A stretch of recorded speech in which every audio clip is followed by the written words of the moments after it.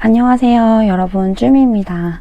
오늘은 재시생 분들을 위한 영상인데요. 아깝게 떨어지신 분들도 있으실 테고 터무니없는 점수로 떨어지신 분들도 있으실 텐데요. 저는 1년차 때 터무니없는 점수로 떨어졌었던 수험생으로서 해드릴 이야기가 좀 많을 것 같아요.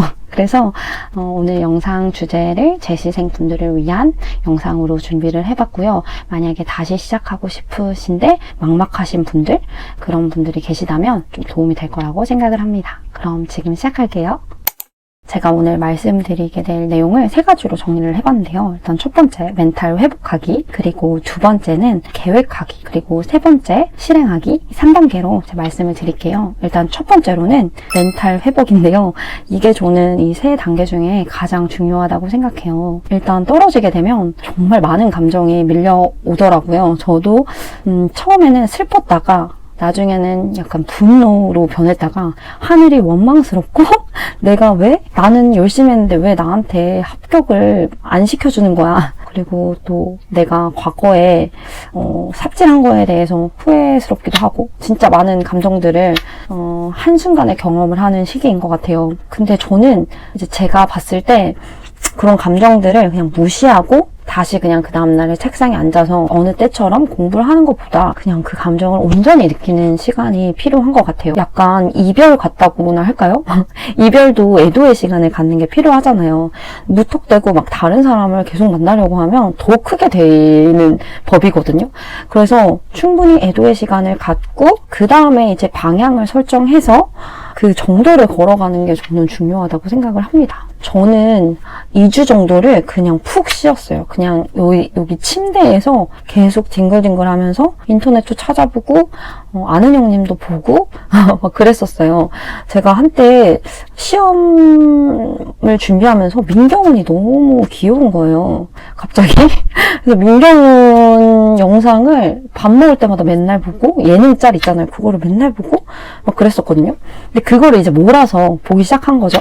그 쉬는 동안 그런 거 몰아서 보고 또 합격 수기도 틈틈이 계속 찾아봤어요. 나 다시 어차피 공부를 해야 되니까 그렇게 마음을 먹은 분들이라면 못 봤던 드라마나 예능 보고 싶었던 것들 덕질도 하시면 될 것 같고 저는 그때 문동균 짝에 나온 것도 봤거든요.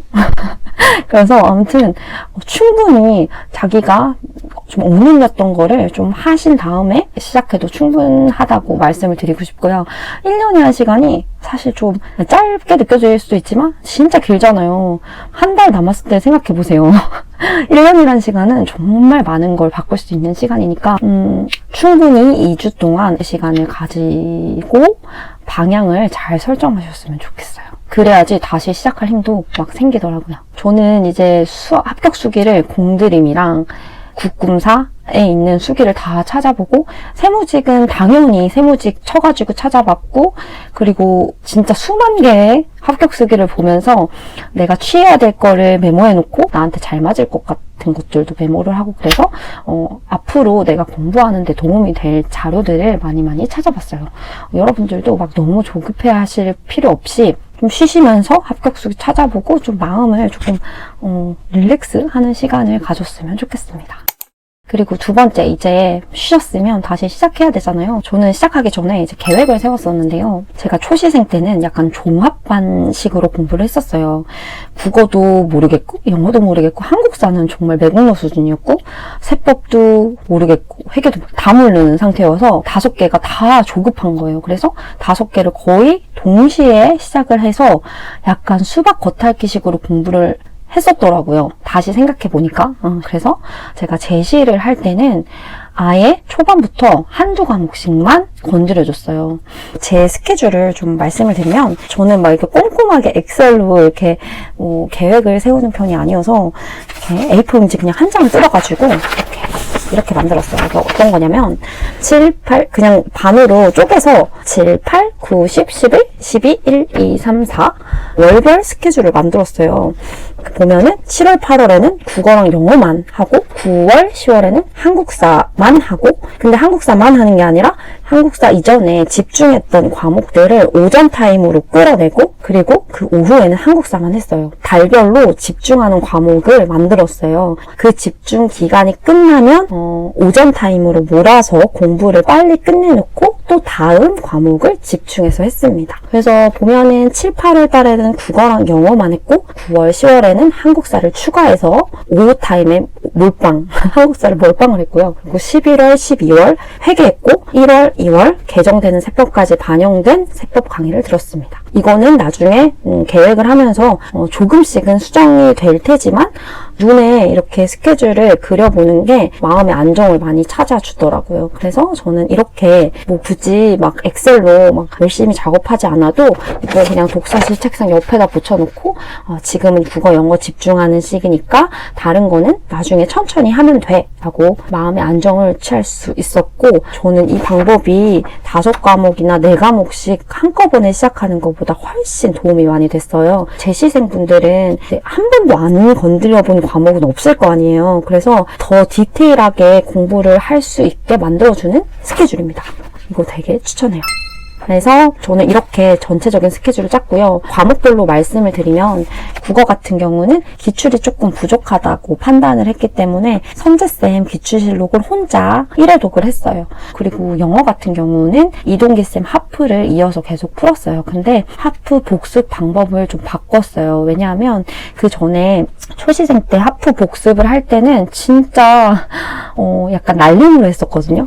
어떤 거냐면 제가 하프 개수에 너무 연연을 하더라고요. 그러니까 오늘은 7개 맞았다. 잘했다. 어제보다 잘했네. 하고 진짜 오답풀이를 대충 했었어요. 그러니까 날림으로 공부를 했었는데 이제는 그렇게 하지 않고 한 문제를 보더라도 좀 더 꼼꼼히 봐야겠다는 생각이 많이 들어서 제가 예전에 영상을 올렸던 것 중에 하프 모의고사 200% 활용하는 방법에 대해서 영상을 올린 적이 있었는데 그렇게 하기 시작한 게 이 제시 때부터였어요. 하프 모의고사가 감 유지하는데도 너무 좋고 전 영역을 다 건드려주니까 너무너무 좋은데 내가 그걸 너무 활용할지 못한 게 아닌가라는 생각이 들어서 그때부터 이제 강의를 줄이고 내가 모르는 것만 강의를 듣기 시작했고 그리고 독해도 그냥 답을 도출하는 정도로만 복습을 했었다면 한 문장 한 문장 꼼꼼히 해석을 하고 넘어갔고 안 되는 게 있으면 문법 100포인트 넘어가서 혼자 공부를 해보고 그러니까 이런 식으로 하니까 영어가 양보다는 질이라는 게 정말 잘 느껴지더라고요. 그래서 여러분들도 많은 문제를 막 풀려고 하기보다는 하루에 막 10문제를 보더라도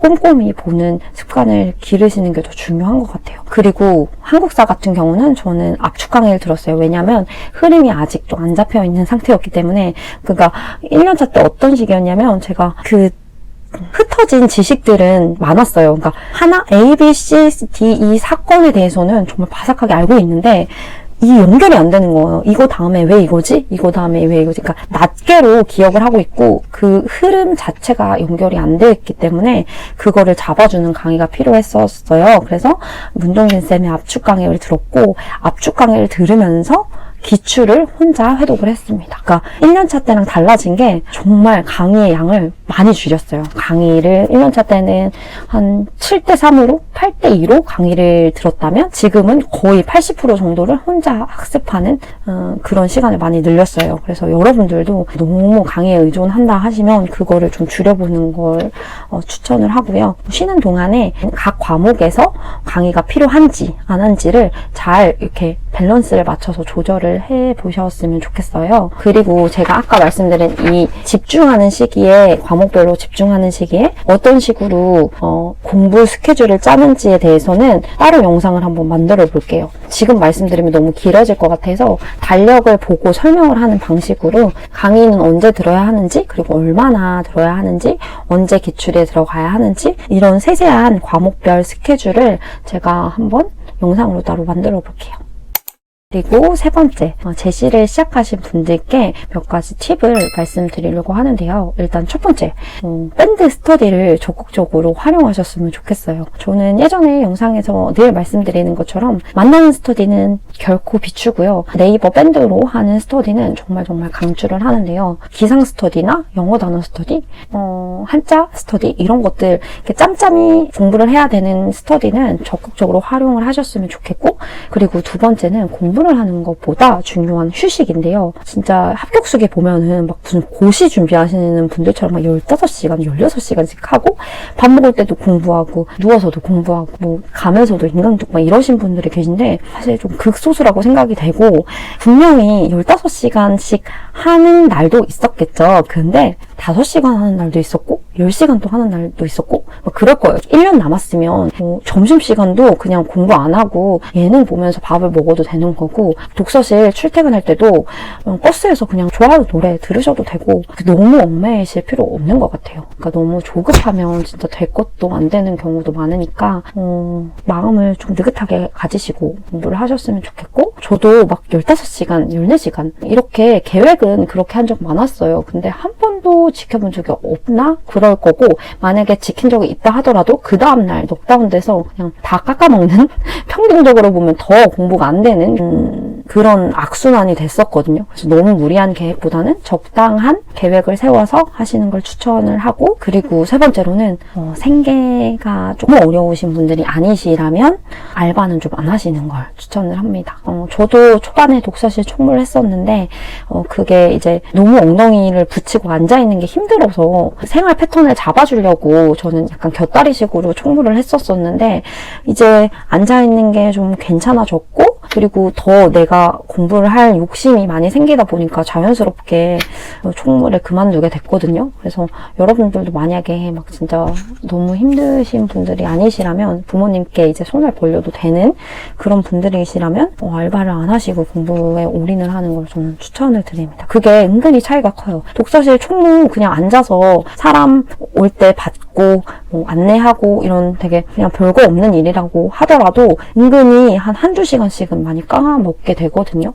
청소를 한다거나 이러면서 체력도 좀 많이 약해지고 그래서 알바를 피할 수 있다면 피하시는 것도 저는 방법이라고 생각을 합니다. 오늘은 재시생 분들을 위한 영상이었는데요. 결과를 떠나서 진짜 너무너무 고생을 많이 하셨고요.